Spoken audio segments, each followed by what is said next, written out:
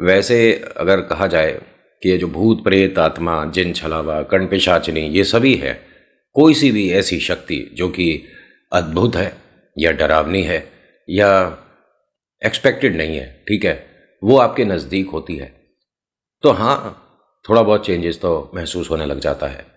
और जिन एक ऐसी प्रजाति हो जाती है जो कि अगर बाई चांस रात में सपने में खेल रहा है तो वो निशान बना देता है।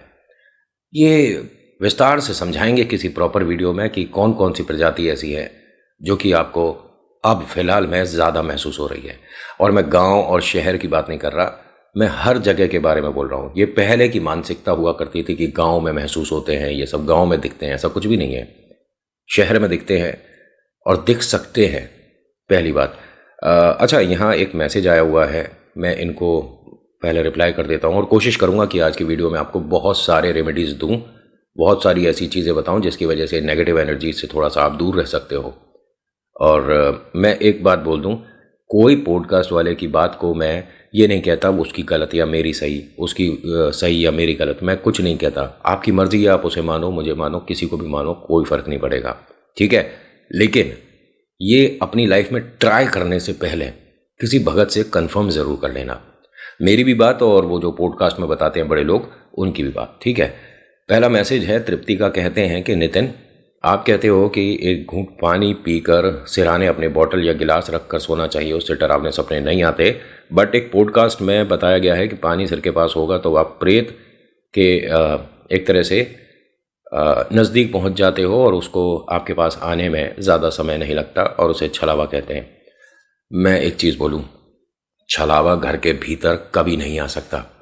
वो जो दहलीज है, वो जो घर का गेट होता है ना, कह सकते हैं कि छलावा एक ऐसा प्रेत है जिसको श्राप मिला है, वो बिना आपके घर के अंदर नहीं आ सकता, एक बात। दूसरा, छलावा एकमात्र ऐसा प्रेत होता है जो कि पानी के पास मजबूत होता है, लेकिन कभी डायरेक्ट पानी के पास आपको छलावा नहीं मिल सकता। छलावे से आप जैसे इंसान लड़ते हैं ना, आपस में लड़ सकते हो, वो आपको दिखेगा, महसूस होगा, लेकिन उसमें एक सबसे बड़ी बात क्या होगी कि जब भी आपको वो धक्का देगा आप चेहरे के बल गिरोगे। अभी फिलहाल चैनल का इंट्रो, उसके बाद आकर वीडियो शुरू करते हैं। और अगर आप पहली बार आए हैं, आप इस कहानी को नहीं समझते, अर्चना को, सुधांशु को, इनकी स्थिति को नहीं समझते हैं, सो यू हैव टू, मतलब आपको देखना चाहिए फर्स्ट एंड सेकेंड पार्ट। वो मैंने लिंक डिस्क्रिप्शन में दे रखा है, प्लीज़ उस पर क्लिक करके आप देख सकते हो। अभी इंट्रो आएगा चैनल का, फिर उसके बाद शुरू करते हैं। जय भोले।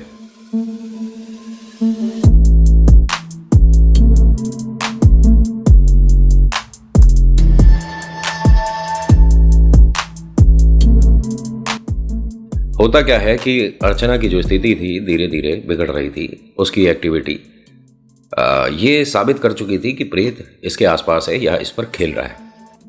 अगर किसी गर्भवती महिला पर प्रेत सवार हो जाता है, ठीक है, तो उसके उतारे बहुत मुश्किल से होते हैं।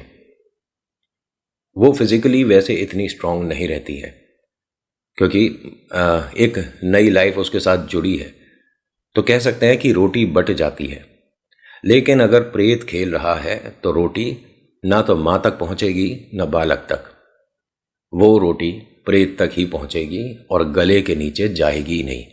ये कभी देखना आप, अगर किसी पर कोई हवा खेल रही है और वो खाना खा रहा है तो वो चबाएगा नहीं, वो चबा सकता ही नहीं, क्योंकि दांत जब भिजेंगे तो वो जो प्रेत है ना, उसको कभी कभी गुस्सा आता है, तब होता है वो आपको दांत किटकिटाना या दांत भींच कर डराना, ये सब जो होता है, प्रेत पूरे गुस्से में होता है तब करता है ये चीज़। लेकिन खाना खाते में, अपनी भूख शांत करते में वो चीज़ें सिर्फ निगलेगा, खाएगा कभी नहीं। कभी ऐसे इंसान को देखना, अगर उस पर कोई प्रेत हवा है तो वो जितनी भी आप जैसे भी रोटी परोसोगे बस उठाएगा रखेगा, उठाएगा रखेगा, और आप कहोगे कि कर क्या रहा है। और ऐसे ना खाते हुए मैंने देखा है किसी को, उतारा जहाँ हो रहा था, हमें वहाँ मतलब नहीं होना चाहिए था, हमें वैसे तो उन्होंने कह दिया था कि आप यहाँ से बाहर चले जाओ, बट हमने थोड़ा सा 10-5 सेकंड का देख लिया था। पैर के नाखून पर खड़ा हुआ था वो इंसान और बड़ा देखने में डर लगा भाई उसे। ऐसा नहीं कहूँगा कि मैं बहुत ज़्यादा निडर हूँ, लगता है डर सबको लगता है, परेशानी सबको होती है। और अगर यहाँ बोल देते ना गला सबका सूखता है, तो ये एक एडवर्टाइजमेंट में हूँ। होता क्या है कि अर्चना की स्थिति ना बहुत ज़्यादा ख़राब हो रही थी माता को, इनके हस्बैंड को, सभी को ये पता चल चुका था कि कोई हवा घर के अंदर जो है वो इस पर आ चुकी है। अभी 100% कन्फर्म इसलिए नहीं है क्योंकि ये घर में सबकी बातें सुन रही है, रिएक्ट कर रही है, उनका जवाब दे रही है। अगर इस पर पूरी तरीके से प्रेत आ गया तो वो इनकी बात का जवाब देगी ही नहीं। उसे मतलब नहीं पड़ता कि आप क्या सवाल कर रहे हो। घर वालों को ऐसा क्यों लगा, एक तो जो घर में अंदर हुई थी चीज़ें उसकी वजह से, और अभी बाहर ये चौराहे की तरफ जो चल दी थी उसकी वजह से। तीनों जने सिक्योरिटी गार्ड, 2 सिक्योरिटी गार्ड, इनके हस्बैंड, सब लोग तीनों जने मिलके इन्हें जैसे तैसे करके घर के अंदर लेकर आए थे। घर में अंदर लाने के बाद उसने मंदिर की तरफ इशारा करा और ऐसे ऐसे करा। तो माँ ने कहा कि हाँ अभी ढकते हैं, अभी ढकते हैं। गलती से आज मंदिर ढकना ये भूल गए थे। पता है ना आपको, फर्स्ट पार्ट में आपने सुना होगा कि ये लोग रोज रात को मंदिर को एक काले कपड़े से ढकते थे। अब ये क्यों करते थे किसी को नहीं पता। अभी कहानी में धीरे धीरे चीज़ें खुलेंगी, देखना। माँ जाती हैं और वो जो इनका मंदिर है जो लकड़ी का बना हुआ है उसको चारों तरफ से कपड़े से ढकती हैं। ये अपने कमरे में आती है, बेड पर बैठ जाती है आराम से और सभी को देख रही थी। माँ कहती है कि आप आराम करिए और कुछ चीज़ चाहिए तो बताइए। उसने मना कर दिया, कुछ नहीं, आप आराम करिए ना और मेरे को आप आवाज़ देना। उन्होंने बस ऐसे कर दिया। ये अर्चना के बारे में बोल रहा हूँ। अभी रात ही हो रही है, ठीक है, सुबह नहीं हुई थी। सुधांशु अपनी मम्मा से कहता है कि हम पंडित जी को एक बार बुला लेते हैं। माँ ने इशारा कर दिया कि अभी कुछ मत करो और इसके सामने कोई बात मत करो। जैसे ही इन्हें पंडित जी की बात कही थी ना, वो घूरने लग गई अर्चना। कमरे से बाहर आते हैं और अर्चना सभी को देख रही थी और कमरे में किसी को भी यहाँ रहने नहीं, मतलब जो अंदर आ रहा है कमरे में उसे या तो घूर के देख रही है तो वो कमरे से बाहर, या उसके बारे में कुछ बोलने लग जाती है तो कमरे से बाहर। बहुत सी चीज़ें इसने ऐसी बोली हैं जो कि कहानी में हम शामिल नहीं कर सकते। मतलब बहुत अजीब बातें बोलनी शुरू कर दी थी उसने। माँ बाहर आती हैं और कहती हैं कि एक काम करो, पंडित जी को फ़ोन करो, वो आएंगे नहीं, कम से कम कुछ बता तो देंगे। और वो पंडित जी दूसरे स्टेट के हैं जो यहाँ पर उतारा करके गए थे, या ये कह सकता हूँ कि उसको जगह देकर गए थे। पंडित जी को फ़ोन करा गया। पंडित जी ने उठाया और कहा कि परेशानी बढ़ गई है ज़्यादा, मुझे कुछ ना कुछ महसूस हो रहा था, लेकिन ये किस पर है जो मैं देख रहा हूँ। उन्होंने कहा पंडित जी हमें कुछ बताने तो दीजिए, आप हमारे बताने से पहले ही सब कुछ बोल रहे हो। कह रहे जी व्याकुल हो रहा हूँ मैं, और ये 8-9 बजे से दिक्कत लग रही है, बस मैं समझ नहीं पा रहा था कि किसके साथ हो रही है। जैसे ही आपका फ़ोन आया समझ गया मैं कि आपके घर में है, और कौन है अभी तक कुछ पता चला है। उन्होंने कहा पंडित जी हमें कुछ नहीं पता, पहले ऐसे हुआ था, बेटे ने ऐसे रोटी खाई थी, फिर उसके बाद बहू के साथ ऐसा हो रहा है। जो सिक्योरिटी गार्ड है वो बाहर खड़ा है, नींद में है, घंटी पे इस तरह से स्विच पे हाथ रखा हुआ और वो नींद में उसे बजाया जा रहा है। उन्होंने कहा 2 बातें हुई हैं। पहला तो कीला आपका जो था वो टूट गया है, अशुद्ध हो गया। जो कीला बना था जिसकी वजह से इनको घर में कोई एक स्थान देकर रोक दिया था और बाहर से कोई प्रेत समस्या नहीं हो सकती थी, वो हट गया। अब वो कैसे हुआ है पता नहीं। दूसरा कि आपके घर में कोई उन्हें खुद लेकर आया है। बताया कि बेटे का पैर लग गया था गलती से किसी टोटके पर। उन्होंने कहा ऐसा कुछ नहीं है, कोई और भी बात है, कुछ तो है जिसकी वजह से आपके घर के अंदर ये इतने मजबूत हो रहे हैं, और ज़्यादा समय है नहीं बहू के पास। पंडित जी हम इसे अस्पताल ले जाते हैं। उन्होंने कहा ले जाइए, लेकिन वहाँ पर जो भी रिपोर्ट्स वगैरह आती हैं आप जानते हो कि वो नॉर्मल आएगी और वो अंदर ही अंदर खिलता रहेगा। पंडित जी क्या किया जाए, कुछ भी नहीं समझ आ रहा, बहुत ज़्यादा डर और चिंता है। अगर ऐसा हो पाए पंडित जी कि वो समस्या जो भी है हम में से किसी के साथ भी हो जाए कोई प्रॉब्लम नहीं, लेकिन दूसरे घर की बिटिया है, उसके पेट में एक मतलब नया जीवन है, वो आ रहे हैं और इसने ये बताया कि जुड़वा है। तो उन्होंने कहा आप उससे सवाल जवाब क्यों कर रहे हो, आप ये गलत कर रहे हो। जितना उससे आप सवाल जवाब करोगे उतना वो मजबूत होता चला जाएगा कि हम तो घर का हिस्सा हैं, हमसे जो जिस तरह से बातें हो रही हैं, क्या ज़रूरत है आपको पूछने की। नहीं पंडित जी मैंने पूछा नहीं था, उसने खुद जवाब दिया है। पंडित जी ने कहा कि अब उससे कोई जवाब मत करना, और ये सवाल तो बिल्कुल मत पूछ लेना कि कौन है तू, ये भी पूछ चुकी थी। ये ध्यान है ना सेकंड पार्ट में। गलतियां खुद करते हैं और कभी कभी लगता है कि शायद चुप रहना बेहतर था। फिर माँ ने कहा कि पंडित जी क्या कर सकते हैं। उन्होंने कहा बिटिया कहाँ है अभी, वो अपने कमरे में है। उन्होंने कहा वो जाकर देखो कमरे में नहीं होगी। अरे नहीं नहीं, हमारा ड्राइंग रूम सामने ही, हम सब लोग सामने ही बैठे हैं और उसके कमरे का बस दरवाज़ा बंद है। उन्होंने कहा आप जाकर देखो दरवाज़ा खोलकर, वो है। अब ये गई और दरवाज़ा खोलकर देखते हैं वास्तव में नहीं है। अब सब लोग डर गए चिंता में। सबसे पहले तो जो सुधांशु है बाहर गया भागता हुआ, सिक्योरिटी वाले भैया से कहता है कि वो क्या बाहर गई थी? नहीं नहीं, कोई नहीं आया बाहर। अब ये घर में हर जगह ढूंढना शुरू कर रहे हैं। पूरे घर में देख लिया, नहीं मिली। और ऊपर वाले फ्लोर पर देख लिया, नहीं मिली। छत पर देख लिया, नहीं मिली। अब इन्हें समझ नहीं आ रहा कि भैया गई तो गई कहाँ। पंडित जी नहीं समझ आ रहा, पंडित जी नहीं समझ आ रहा। पंडित जी ने एकदम से बोला वो पानी में है। अब पानी के अंदर भाग कर देखकर आए अपने बाथरूम वगैरह में, कोई यहाँ पर जकूजी वगैरह तो लग नहीं रहा था कि वो पानी के अंदर है। तो पानी के अंदर कैसे हो सकती है? तो इनके जो छत पर टंकी है ना, एकदम दिमाग में आइडिया आया कि ये वहाँ तक तो नहीं चली गई। छत पे सीमेंट की जो टंकी इन्होंने बना रखी है, वैसे तो प्लास्टिक की चल रही है, बट जो बहुत बड़े बड़े बंगले होते हैं वहाँ पर अलग से एक मतलब टैंक सा बना देते हैं सीमेंट का, मार्बल वगैरह लगाकर, जिसके अंदर पानी स्टोर होता है और वही प्लास्टिक की टंकी जो काम करती है वो करता है। तो इन्होंने ऐसा टैंक बना रखा था, बट उसके ऊपर जो पत्थर था उसे अकेला आदमी नहीं हटा सकता, 4 आदमी चाहिए उस पत्थर को हटाने के लिए। उसने आराम से अकेली ने कैसे उतार के साइड में रख दिया पत्थर। खैर वो अकेली तो है ही नहीं, वो पानी के अंदर थी जब इसे बाहर खींचा गया। नींद में थी जब इसे छत पर बाहर मतलब टंकी से बाहर निकाल कर रखा गया तो हंस रही थी। आंखें बंद हैं लेकिन मुस्कुरा रही है। इसके एक हाथ पर बहुत सारे निशान बन चुके थे पकड़ के।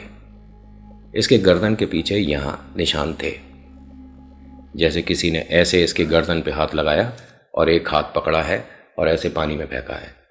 वो निशान थे। जो इनके हस्बैंड है सुधांशु, उनकी आंखों में आंसू थे कि इसके साथ परेशानी बढ़ती जा रही है।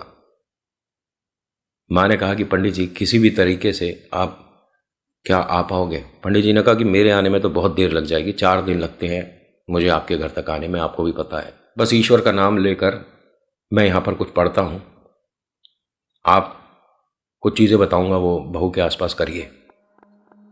ये आप हटा तो नहीं पाओगे, बिना जाए नहीं होगा ये काम। अब दोनों जगह में से पहले कहाँ जाना पड़ेगा ये सोचने वाली बात है। या तो आप बालाजी जाओगे, वहाँ पर उतारा होगा, या आप पहले अस्पताल जाओगे। अब यहाँ पर पंडित जी बहुत ज़्यादा चिंतित हो रहे थे कि वो धीरे धीरे मजबूत होता जा रहा है। पंडित जी ने ये कहा कि आप एक काम करिए, फ़ोन को स्पीकर पर रखिए और अभी जो जो हो रहा है वो बताते रहिए। क्या उसके कलर कॉम्प्लेक्शन में कुछ फ़र्क आ रहा है? तो ध्यान से देखा तो हाँ, वो जैसे पहले कह सकते हैं कि थोड़ी फेयर थी, अब वो हल्का हल्का सांवलेपन की तरफ उसका चेहरा लगने लगा। उसके हाथों पे भी मतलब हल्की हल्की सी झुर्रियाँ आ रही थी। एक चीज़ बड़ी अजीब हो रही थी उसके साथ, वो धीरे धीरे अपने पेट को हवा में मतलब ऊपर की तरफ उठा रही थी। पंडित जी ऐसा ऐसा हो रहा है। पंडित जी ने कहा कि वो बिटिया को परेशान करना शुरू कर चुका है। एक काम करिए, इसके दोनों पैरों में थोड़ी हल्दी और सरसों का तेल मिलाकर लगाइए ज़रा तलवे में, और ये काम ज़रा जल्दी करिए। अब माँ ने फटाफट से ये सब कुछ तैयार किया। जो सुधांशु जी हैं वो इनके पैरों में तलवे में जैसे जैसे लगा रहे थे वैसे वैसे वो हंसने शुरू हो गई। पंडित जी आप सुन रहे हो? पंडित जी ने कहा मैं सब सुन रहा हूँ। एक काम करिए, इसके पैर में से कोई भी थोड़े थोड़े नाखून काटिए। उन्होंने कहा लेकिन पंडित जी, उन्होंने कहा कि देखिए अभी पूजा पाठ भी शुरू करूँगा, इसके लिए करूँगा मैं काम, आप परेशान मत होइए, लेकिन जो मैं बता रहा हूँ पहले ये कर लीजिए जल्दी। ये पैर के नाखून ना कटवाए। 2-2 लोग 3-3 लोग पैर पकड़ रहे हैं, पकड़ में नहीं आ रही है। कभी घुर्रा रही है, कभी करवट ले देती है, कभी दोनों हाथों को तेज तेज अपने पेट पे मारने लग जाएगी। क्या करोगे? पैर तो छोड़ोगे ना फिर, है ना? क्योंकि वो तो बस किसी भी तरीके से परेशानी करके अपना काम करने वाला था, और पंडित जी वहाँ से अपना मंत्रोच्चारण जो भी कर रहे थे, उन्होंने बहुत कोशिशें करके एक पैर के अंगूठे पे थोड़ा सा नाखून काट लिया। पंडित जी हमने कर लिया, बताइए क्या करना है? उन्होंने कहा आपने बातों में ये भी बताया था कि चौराहे पर कोई कुछ कर कर आ रहा है, एक काम करिए ये जो है ये वहाँ डालाइए। उन्होंने लेकिन कहते हैं कि टोटके को इस तरह से देखना नहीं चाहिए। उन्होंने कहा अभी जो मैं बता रहा हूँ करके आइए, और जो करने जाएगा वो थोड़ा ध्यान रखे, खाली हाथ ना जाए, 2-4 माचिस की तिल्ली अपने हाथ में लेकर जाए। और कहीं पर भी आपको रुकना नहीं है बीच में, किसी की भी बात का कोई जवाब नहीं देना है, और आपका शरीर किसी भी चीज़ से छूना नहीं चाहिए जब आप ये काम करने को निकलोगे। मतलब आपको दरवाजे से भी टच नहीं होना है, किसी को हटाना भी नहीं है रास्ते में, मतलब कि भाई साहब थोड़ा इधर हो जाना, कुछ नहीं करना है। आपका शरीर जैसा यहाँ से जा रहे हो वैसा ही वापस आना चाहिए, किसी को छूना नहीं। गए जी, सुधांशु जी खुद गए थे, नाखून था, हाथ में माचिस की तिल्ली थी। जैसे जैसे जो जो इन्होंने किया वो मैं आपके साथ शेयर कर रहा हूँ। अब कहोगे कि बिना चश्मे के कितना अजीब लग रहा है, तू चश्मा कहाँ गया तेरा? और ये देखो यार, नुकसान हो गया, ये टूट गया। प्लीज़ लाइक शेयर कमेंट कर देना, मेरे को नया चश्मा लेना है। नेक्स्ट वीडियो में देखते हैं कि कौन से कलर का फ्रेम पसंद आता है या कैसा फ्रेम पसंद आता है। बातों में कभी कभी नुकसान हो जाए करते हैं। अब ये कैसे क्या हुआ कुछ नहीं पता। अब गया तो गया, आप कहानी पर फोकस करिए, मेरे को देखना बंद कर दो, फ़ोन को उल्टा करके रख दो, सिर्फ कहानी पर ध्यान दो, क्योंकि चेहरा बिना चश्मे के आपको अजीब लग रहा होगा। होता क्या है कि सुधांशु जी यहाँ से घर से बाहर निकले और जाकर चौराहे पर वो जो नाखून जिस तरह से बोला था डालकर वापस आ गए। अब जब वापस आ रहे थे, 4-5 कदम चले ही थे, अर्चना के रोने की आवाज़ आने लगी। आप मुझसे प्यार नहीं करते, आप अपने होने वाले बच्चों से भी प्यार नहीं करते, ये जो आप कर रहे हो ये गलत है, आप यहाँ पर चौराहे पर मुझे इस तरह से छोड़कर क्यों जा रहे हो? सुधांशु जी ये रुक गए। जैसे ही रुके तो एक मन हो रहा है कि बहुत ज़्यादा परेशान है बेचारी, मुझे इसकी मदद करनी चाहिए। एक मन ये हो रहा है कि पंडित जी ने जो कहा है उस बात पर थोड़ा स्टिक रहो, और ये वो मुझे परेशान कर रहा है, खेल रहा है। ये जैसे ही एक कदम और चले, अब इन्हें हंसने की आवाज़ आई। अर्चना की आवाज़ थी, ये क्लियर सुन रहे थे, लेकिन उसके साथ साथ एक आदमी भी बोल रहा था। ये जो बोल रहे हैं बहुत स्पष्ट क्लियर नहीं था, तो मूर्खता करने वाले थे ये, थोड़ा सा पीछे जाकर सुन लूं कि क्या बोल रहे हैं। लेकिन इन्हें अब अर्चना की आवाज़ दरवाजे की तरफ, मतलब जो इनका घर है, गेट है, उसकी तरफ से आने लगी, चीखने की, रोने की, चिल्लाने की। इन्होंने अब तेज़ तेज़ चलना शुरू कर दिया। ये बहुत तेज़ तेज़ चल रहे थे और जैसे ही लड़खड़ाए और गिरने वाले थे ठीक अपने घर के सामने, तभी गार्ड आकर इन्हें जब रोकने वाला था, इन्होंने दूर से इशारा कर दिया और ये ज़मीन पर गिरते गिरते रुके। अगर गिरते तो हाथ इनके ज़मीन पर लगते, और पंडित जी ने कहा था कि बिना किसी भी चीज़ को छुए आपको वापस आना है। लेकिन ईश्वर की कृपा रही कि एकदम सब कुछ इनके स्थिति के हिसाब से हुआ, मतलब जो इनके लिए उचित रहेगा।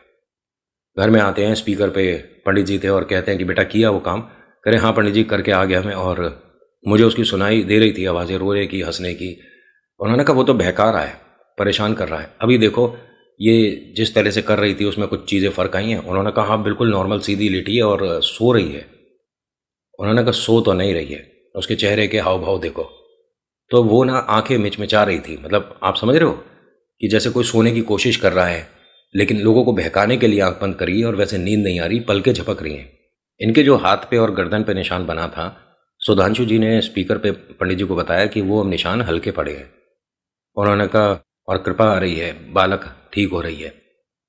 पंडित जी क्या आपने उतारा कर दिया है? उन्होंने कहा मैं कौन होता हूँ करने वाला, जो करते हैं बालाजी करते हैं, लेकिन अभी वो आपके घर से बाहर नहीं है। वो जो पंडित जी आपने नखून से करवाया था, क्या वो प्रेत अब? करे नहीं, अभी बिल्कुल मत सोचो कि वो आपके घर से बाहर चला गया। अब तो आपके घर पे कीला भी नहीं बंधा हुआ, तो जो सब रुके हुए थे वो सब आ चुके होंगे, और इस घर में आपकी उम्मीद से ज़्यादा प्रेत होंगे इस वक्त, या ये कह सकते हैं सिर्फ 2 ही हैं। उन्होंने कहा 2 ही हैं? हाँ, ये एक के बस की बात नहीं है जितना इस पे बुरा हिसाब किताब हो रहा है। पंडित जी कुछ बोल ही रहे थे, तभी ये उठकर बैठ गई। बेड पर पहले सीधी जैसे लेटी हुई थी, अब ये उठकर बैठ गई है। दोनों हाथ इसने इस तरह से बेड पर रखे हुए थे और सबको देख रही थी। पंडित जी ये अब जाग गई है और एकदम नॉर्मल है। वो जो इसके निशान बने थे वो भी बिल्कुल अब गायब से ही दिख रहे हैं। मैं बात कराऊँ आपकी इनसे? उन्होंने कहा ये बात करेगी, फ़ोन लेकर जाना इसके पास ज़रा। फ़ोन लेकर गए। पंडित जी ने कहा कि और अर्चना बेटा कैसी हो? हंसकर कहते ही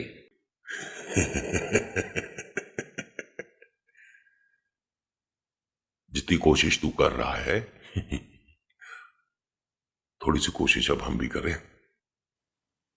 पंडित जी ने कुछ वहां से बोलना शुरू करा और यहां इसका खेल शुरू हो गया।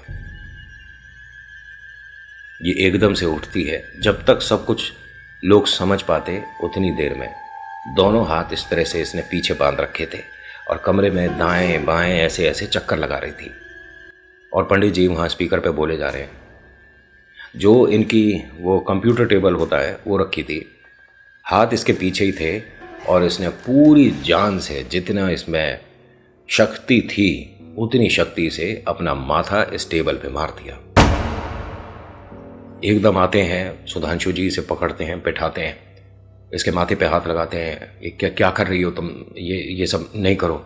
अब वो फिर से हंसे, फिर उठने की कोशिश करे। इसे अब जो इनके देवर है, जो इनकी ननद है, उन्होंने भी रोक थाम रखा है। सास है, उनकी आंखों में तमाम आंसू हैं। वो कह रहे हैं कि पंडित जी बहुत ज़्यादा इस पर परेशानी खेल रही है, आप कुछ भी करके बिटिया पर से परेशानी हटा दीजिए। मैं हूँ, मेरा बेटा सुधांशु है, जिस पर आपको ये लगता है ना कि इस पे से समस्या हटाकर किसी और पर डाल दो। तो उन्होंने कहा मैं पंडित हूँ, तांत्रिक नहीं हूँ, मैं टोटके नहीं करता हूँ और ये आप टोटका करने को बोल रहे हो। उन्होंने कहा देखिए इस वक्त ये बस रह गया है जो हो सकता है, हम तैयार हैं कोई सी भी परेशानी के लिए। उन्होंने कहा आप तैयार हो, 1 मिनट नहीं रुक पाओगे। ये तो आपकी जो बेटी है ना उस पर कृपा भी है और साथ ही साथ ये ज़रूर इन चीज़ों को देख सकती है। इसी ने कुछ ना कुछ ऐसा बोलकर ट्राई करने के लिए कि जो मैं कह रही हूँ या मुझे कुछ महसूस हो रहा है ये सच है कि नहीं है, इन्हें इनविटेशन दिया है। और अगर प्रेत किसी ऐसी गर्भवती महिला के आसपास होता है तो उन्हें चौकन्ना रहना चाहिए, ये खुद उन्हें बुला रही है। अब जो आप कह रहे हो वो तो नहीं हो सकता, लेकिन अभी मैं इसको कोशिश करूंगा कि कंट्रोल किया जाए। पंडित जी ने इन्हें बहुत सारी चीज़ें बताई और हर उपाय के बाद ये और ज़्यादा भयानक हो रही थी। सुबह के 3:30 पौने 4 बजे का वक्त हो गया। इससे पहले पंडित जी और कोई बात बोलते, इसने दोनों हाथों से अपने पेट पर खुरचना शुरू कर दिया, बहुत तेज तेज नोचना शुरू कर दिया। मतलब कभी उस पर थप्पड़ बजा रही है, कभी नोच रही है, कभी कुछ कर रही है। पंडित जी को जब बताया उन्होंने कहा कि इनके दोनों हाथ भी रोकिए और एक काम करिए, और इसके अंगूठे उंगली के बीच में कोई पेंसिल, कोई धागा, कोई डंडी, कुछ भी ऐसी चीज़ जो कि दोनों को थोड़ा सा सेपरेट कर दे, अंगूठे और उंगली के बीच में लगाइए। तो ये फटाफट से 2 पेन लेकर आया और पेन लगाया। लगाने के बाद ये नॉर्मल हो गई एकदम से। पंडित जी ये थोड़ा सा कंट्रोल में हुई, जितनी वो कोशिश कर रही थी ना अपने आप को छुड़ाने की, वो एकदम नॉर्मल हो गई। पंडित जी ने कहा कि कुछ भी हो जाए हाथ मत छोड़ना, दोनों हाथ अभी पकड़े रहना। अब वो वहाँ से पढ़ना शुरू करते हैं। ये कभी हंसने लग जाती है, कभी सिर घुमाने लग जाती है, कभी कुछ कर रही है, कभी कुछ कर रही है। फिर अपनी सास की तरफ देखकर बोलती है कि तूने बहुत गलत किया है, तूने बहुत गलत किया है और इसको तो हम यहाँ लटकाएंगे अभी। मतलब किसको बोल रही है? अर्चना को। पंखे की तरफ देखकर बोलती है इसे अभी यहाँ लटका देंगे हम, तू कुछ नहीं कर पाएगी, लेकिन जो तू कर रही है ना ये बहुत गलत कर रही है। अर्चना ने कहा कि मेरे हाथ छोड़, मेरे हाथ छोड़ दे। ये दोनों ने पूरी कोशिश से मतलब इनकी ननद और देवर ने हाथ पकड़ रखे थे। सुधांशु जी इनके सामने ही बैठे हैं, ज़मीन पर बैठे हैं और उसने पैर ज़मीन पर रखे हुए थे। एक तरह से उन्होंने भी इनके पैरों को पकड़ रखा था कि वो जो पेन पेंसिल जो भी लगाई है वो एकदम से हटे ना। वो इनकी तरफ देखकर बोलती है अर्चना जितनी मर्जी कोशिश कर ले, तीनों में से एक का तो भोग लग चुका, तू कुछ भी कर ले, जैसी मर्जी कोशिश कर ले। पंडित का नाम लेकर बोलती है। ये कभी इस पंडित से मिली नहीं है, ना कभी इनके बारे में नाम पता चला था। पंडित का नाम लेकर बोलती है अर्चना कि वो कुछ नहीं कर पाएगा, कितनी देर रोकेगा, ज़्यादा देर का समय नहीं है। और ये फिर चुप हो गई, आंखें बंद है, मुंह नॉर्मल है, चेहरा नीचे कर लिया। सुधांशु इन्हें लगातार देख रहा था। तभी दोनों आंखें खोलती है तो इसकी आंखों के कलर में हल्का हल्का फर्क दिखा। फिर इसने आंख बंद कर ली। पंडित जी को बताया। पंडित जी ने कहा कि आप निश्चिंत रहिए, मैं यहाँ से जो चीज़ देख पा रहा हूँ वो कमज़ोर पड़ रहा है। घर में आपके कोई ना कोई पवित्र शक्ति भी आई है, कैसे किस लिए सब प्रभु जानते हैं। बस आप जैसे हो सभी लोग अभी ऐसे ही रहो, कोई हाथ नहीं छोड़ना तो पैर नहीं छोड़ना, और माई जो जो चीज़ें बताते रहो वो करते रहो। अम्मा जी ने वो सब करते ही नहीं जो जो इन्हें बताया गया। इन्हें लाल मिर्च बताई, 7 लाल मिर्च पैर से सिर तक, जैसे आप नज़र उतारना भी बोलते हो, ये भी करके देखा गया। जैसे ही इन्होंने ये करवाया लास्ट में, तो कहते हैं सब लोग कि एक धुआं सफ़ेद कलर का बहुत तेज़ उठा घर में, एकदम गुब्बारे जैसा। एक डरावना सा औरत का चेहरा बना, फिर एक पैर दिखे, ठीक है, मतलब जैसे उसने पाजेब घुंघरू बहुत कुछ पहन रखा है, और पूरे घर में बहुत ज़्यादा बदबू हो गई। आप कभी मिर्च का छौंका लगाते हो तो धांस आती है, धसक होती है, छींक आती है। कभी सूखी मिर्च जलाकर पूरे घर में घुमा देना, खांस खांस के परेशान हो जाओगे। लेकिन अगर खांसी नहीं आ रही है, धसक नहीं उठ रही है, तो आपके घर में कोई नेगेटिव एनर्जी एग्जिस्ट करती है। ट्राई करके देख लेना इसे घर में आज। लाल मिर्च, सूखी लाल मिर्च को उपले पर डालकर थोड़ा कपूर लौंग करके, थोड़ी सी आप इसमें सामग्री भी डाल सकते हो, पूरे घर में घुमाइएगा। धसक उठ रही है, थोड़ा सा अनकंफर्टेबल हो रहे हो, बढ़िया है। नहीं उठ रही तो नजर भी हो सकती है, बाधा भी हो सकती है। Try today. होता क्या है कि जब इन सब ने ये देखा, उसके बाद ये एकदम सीधी लेट गई, नॉर्मल हो गई। पंडित जी ने कहा कि मैं जल्द से जल्द आऊँगा, और अभी उतारे के तौर पर जो किया है वो काफ़ी है, लेकिन बिटिया को लेकर जाना पड़ेगा। ये इनके घर में जो फंक्शन वगैरह होना था सब पोस्टपोन हो गया। और तो और ये भी बोला था कि ये होली देखे ना, मतलब बाहर जैसे लोग खेल रहे हैं ना, तो कलर्स वगैरह जो बहुत सारे होंगे, उससे एकदम ये दोबारा पलट सकता है। तो इसे थोड़ा कमरे में रखिए, घर में रखिए, बाहर ना जाए। कोई भी श्रृंगार का नया सामान मत खरीदना जब तक मैं नहीं आता। मतलब जैसे कि कोई गिफ्ट में ले आया है कि मैं इसके लिए, बहू के लिए चूड़ियाँ लाए हैं, बहू के लिए हम सिंदूर लाए हैं, श्रृंगार का सामान लाए हैं, कुछ भी मत लेना किसी से, और ख़रीदना तो बिल्कुल नहीं। 3-4 दिन तक जब तक मैं नहीं आता इसे मिठाई नहीं खिलानी है, दूध दही नहीं देनी है, ठीक है। कुछ चीज़ें बताई, अब वो सारी यहाँ पर शेयर करके क्या बताऊँगा। पंडित जी आए और उसके बाद यहाँ पर इस घर में 8 दिन पूजा चली है। वो यहीं पर रुकते थे और फिर दोबारा से कीला बंधा है। गुड़िया बिटिया अब ठीक है, इनके एक बेटा और एक बेटी है। और ये कहती हैं कि नितिन भाई मेरे को बहुत सारी चीज़ें याद नहीं कि ऐसा मैंने कभी किया भी था। घर में सब लोग बताते हैं कि मैं पानी की टंकी के अंदर थी, बट मुझे ना स्विमिंग आती ना कुछ, तो मैं इतनी देर एग्जिस्ट कैसे कर गई, बच कैसे गई, पता नहीं। ये पता नहीं जो है ना, यही ईश्वर होते हैं। मैं सच बता रहा हूँ, जिस चीज़ का कोई जवाब नहीं मिलता ना, वो ईश्वर की ही लीला होती है, जो कि आप सुरक्षित बच गए। ईश्वर कोई ना कोई माध्यम बना देते हैं, जैसे पंडित जी माध्यम बने, है ना। तो बस विश्वास करो कि आप पर ईश्वर का हाथ था, जिसकी वजह से आप ऐसी चीज़ में भी सरवाइव कर गए। तो आज की कहानी में इतना ही। कैसी लगी बताना ज़रूर। So thank you so much for watching. मेरा नाम नितिन है। मुलाकात करूँगा एक नेक्स्ट वीडियो में। हर हर महादेव, जय भोलेनाथ। धन्यवाद।